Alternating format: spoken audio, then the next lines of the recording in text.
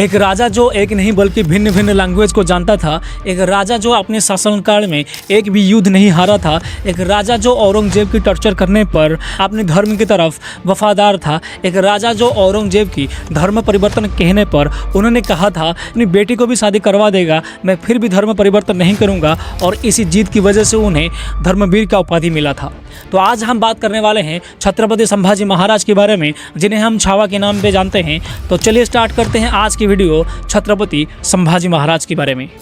संभाजी राजे शिवराजे भोंसले, जिनको हम छत्रपति संभाजी महाराज के नाम से जानते हैं या फिर शंभू राजे के नाम से जानते हैं। छत्रपति संभाजी महाराज 14 मई 1657 को पैदा हुए थे, जो कि छत्रपति शिवाजी महाराज के सबसे बड़े बेटे थे और मराठा किंगडम के फाउंडर थे। छत्रपति संभाजी महाराज छत्रपति शिवाजी महाराज और उनकी पहले बीवी साईबाई के संतान थे, लेकिन छत्रपति संभाजी महाराज जब 2 साल के थे उनकी माता की मृत्यु हो जाता है और उसके बाद वो जीजाबाई के द्वारा बड़े होते हैं। छत्रपति संभाजी महाराज को जब 9 साल हुआ था, उस टाइम पे अंबर की राजा जयसिंह के वान के पास पॉलिटिकल हॉस्टेज के तौर पर छत्रपति शिवाजी महाराज के द्वारा छोड़ दिया जाता है, ताकि जो ट्रीटी ऑफ पुरंदर रहता है उसे अच्छी तरीके से फॉलो किया जा सके। और इसी के चलते 11 जून 1665 को जो छत्रपति शिवाजी महाराज रहते हैं वो मुगलों के साथ एक चुक्ति भी करते हैं, जिसकी वजह से छत्रपति संभाजी महाराज को मुगलों की मानसबदार बन जाते हैं। 12 मई 1666 को छत्रपति शिवाजी महाराज और छत्रपति संभाजी महाराज ये दोनों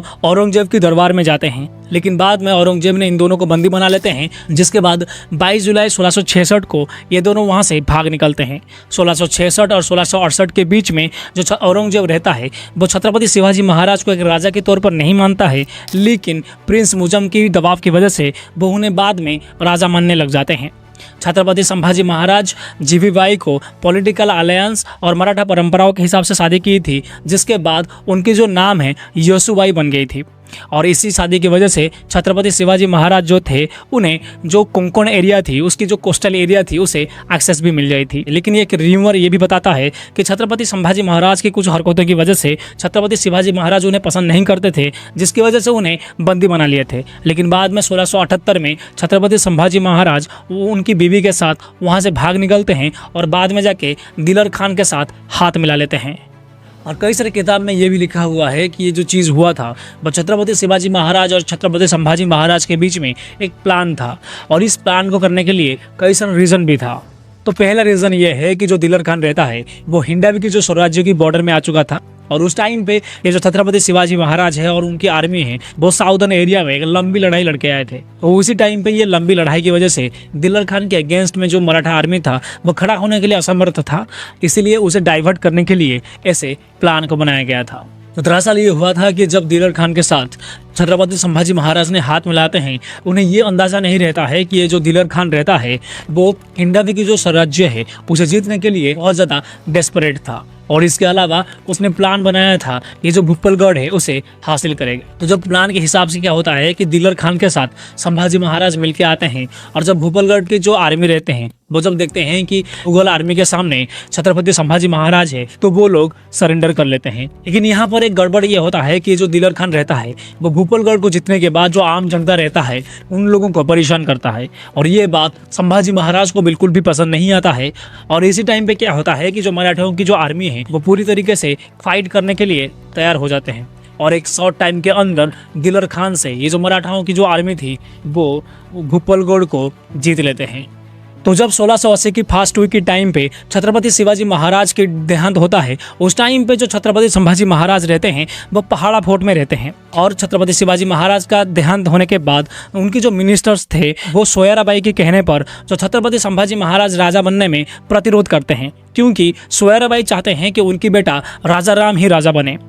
और ये जब बात छत्रपति संभाजी महाराज को पता चलता है वो पहाड़ा फोर्ट से निकल जाते हैं, और पहाड़ा फोर्ट के जो कमांडर रहते हैं उन्हें मारकर इस फोर्ट को जीत लेते हैं, और बाद में 18 जून को रायगढ़ फोर्ट को भी जीत लेते हैं, और उसके बाद 20 जुलाई 1680 में वो राजा बन जाते हैं।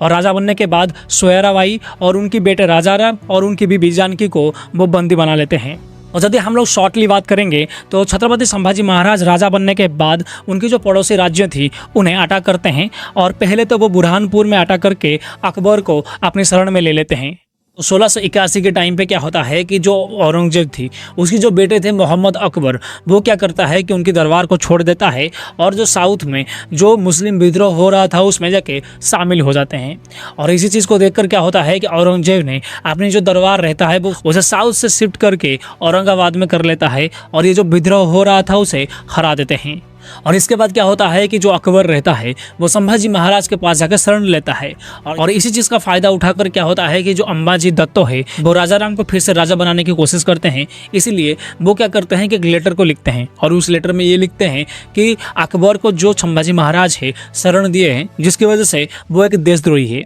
और जब ये बात संभाजी महाराज को पता चलता है वो क्या करते हैं कि जितने भी लोग उनके खिलाफ में लेटर को लिखे थे उन सबको देशद्रोही घोषणा करके उन्हें फांसी दे देते हैं। तो 5 साल तक क्या होता है कि जो संभाजी महाराज है वह अकबर को शरण देते हैं और जो अकबर रहता है वो ये सोचता है कि संभाजी महाराजों ने मुगलों शासनों के खिलाफ में लड़ने के लिए उन्हें आर्मी और पैसा की हेल्प करेंगे, लेकिन ऐसा कुछ भी नहीं होता है क्योंकि संभाजी महाराज को अकबर को शरण देने में कुछ भी फायदा नहीं होता है। जिसकी वजह से क्या होता है कि जो संभाजी महाराज है वो अकबर को पर्शिया में भगाने के लिए हेल्प करते हैं। और ठीक है उसी टाइम पे क्या होता है कि औरंगजेब ने नॉर्थ से डेक्कन आने के बाद वहाँ से लौटने के लिए सोचता भी नहीं है। तो 1682 के टाइम पे क्या होता है कि ये जो मुगलों रहते हैं वो रामसेस फोर्ट को लेने के लिए सोचे और उसके ऊपर अटैक किए और लगभग 5 महीने तक अटैक करने के बाद वो लोग फेल हो गए। औरंगजेब ने मराठा किंगडम को अख्तियार करने के लिए हर तरफ से अटैक कर रहा था, लेकिन हर तरफ से अटैक करने के बावजूद भी ये जो संभाजी महाराज थे इस चीज़ को वो टैकल कर लेते थे। तो इस अटैक के दौरान क्या होता था कि जो छत्रपति संभाजी महाराज हैं वो एक रणनीति को अपनाए थे। वो क्या करते थे कि वो देखते थे जब औरंगजेब की ज़्यादा ही सैन्य है वो क्या करते थे थोड़ा सा शांत रहते थे और जैसे ही मौका मिलता था वैसे ही अटैक करते थे। तो इस चीज़ से 2 ही चीज़ फ़ायदा होता था, पहले तो उनको जीत मिल जाती थी, दूसरी चीज़ ये होती थी कि जो नुकसान थी वो बहुत कम होती थी। और इसी टैक्टिक की वजह से क्या होता है कि औरंगजेब की जो जनरल थी वो संभाजी महाराज से 3 साल तक फाइट करने के बावजूद भी जीत नहीं पाया था। और इसके बाद क्या होता है कि जो मराठाओं की जो राजधानी थी रायगढ़ उसके ऊपर जो औरंगजेब रहता है वो साउथ और नॉर्थ डायरेक्शन से अटैक करने के लिए सोचता है। तो 1682 के टाइम पे क्या होता है कि ये जो पोर्तुगीज कॉलोनी रहता है गोवा में वो लोग क्या करते हैं कि मुगलों को सप्लाई करते हैं। इसके बदले में वो लोग क्या चाहते हैं कि जो इंडिया में पोर्तुगीज की फोर्ट बन सके।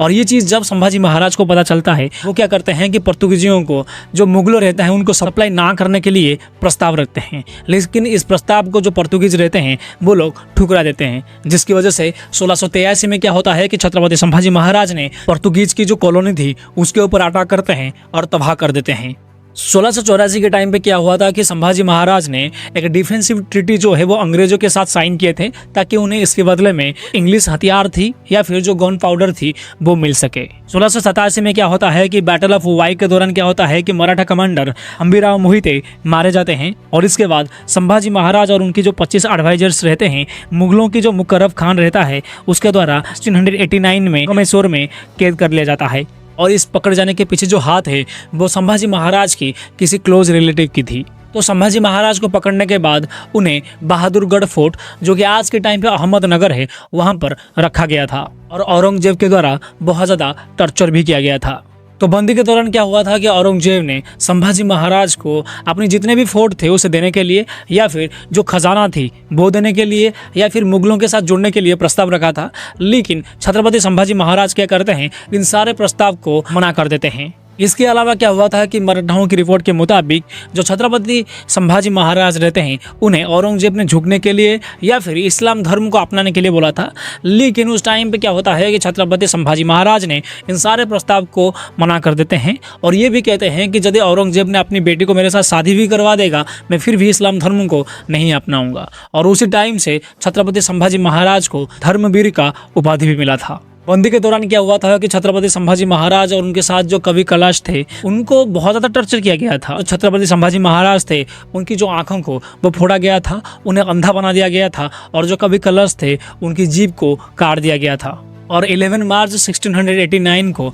दोनों को मारकर जो तुलापुर में भीमा रिवर थी उसके किनारे में फेंक दिया जाता है। और कई सारी रिपोर्ट ये भी बताता है कि जो छत्रपति संभाजी महाराज थे उन्हें बंदी बनाकर जो औरंगजेब थी इस्लामिक धर्म में कन्वर्ट होने के लिए बोला था, लेकिन जो संभाजी महाराज रहते हैं इस चीज़ को चैलेंज के साथ ठुकरा देते हैं और उसके बाद क्या होता है कि उनकी जीभ को काट दिया जाता है और फिर से वही सवाल उनसे फिर से पूछा जाता है। और कई सारी रिपोर्ट में ये भी लिखा हुआ था कि जो औरंगजेब थी वो क्या करता था कि जो छत्रपति संभाजी महाराज की बॉडी को पीसेस में काट कर नदी के किनारे फेंक दिया था, जिसे मराठाओं ने सिलाई करके उनकी अंतिम संस्कार की थी। और कई सारी रिपोर्ट में ये भी लिखा हुआ था कि छत्रपति संभाजी महाराज की जो बॉडी थी पीसेस काट कर कुत्तों को भी औरंगजेब ने खिलाया था। और ये तो चीज़ थी छत्रपति संभाजी महाराज की धर्मवीर बनने की कहानी, लेकिन राजा बनने के बाद वो बहुत सारी चीज़ें किए थे। जैसे कि तो संभाजी महाराज के शासनकाल के दौरान क्या हुआ था कि महाराष्ट्र में बहुत ज़्यादा सूखा पड़ गया था, जिसकी वजह से इस सूखा पड़ने का स्थिति से निपटने के लिए छत्रपति संभाजी महाराज ने जो बहुत सारे वाटर स्टोरेज थी उसको बनाए थे और इसके साथ साथ इरिगेशन और क्रॉप पैटर्न को डेवलप भी किए थे। तो छत्रपति संभाजी महाराज ने फार्मर्स को ये जो सूखे पड़ने की स्थिति में निपटने के लिए उनको बीज भी दिए थे और इसके साथ साथ फार्मिंग में टैक्स जो थी उसे छूट किए थे और इसके साथ साथ फार्मिंग के लिए बेल और जो इक्विपमेंट्स होती हैं उस चीज़ को भी दिए थे। और ये सारी चीज़ें ईमानदारियों के साथ किया गया था। छत्रपति संभाजी महाराज ने महाराष्ट्र में ज़्यादा से ज़्यादा क्या है कि फार्मिंग करने के लिए लोगों को बोला, क्योंकि उन्हें पता था रूरल मराठा इकोनॉमी की जो बैकबोन है यही एग्रीकल्चर है। और इसके अलावा जो छत्रपति संभाजी महाराज थे ये भी वादा किया था कि जो लोग मुगलों से स्वतंत्रता प्राप्त कर लेंगे उन लोगों को वो सुरक्षा प्रदान करेंगे।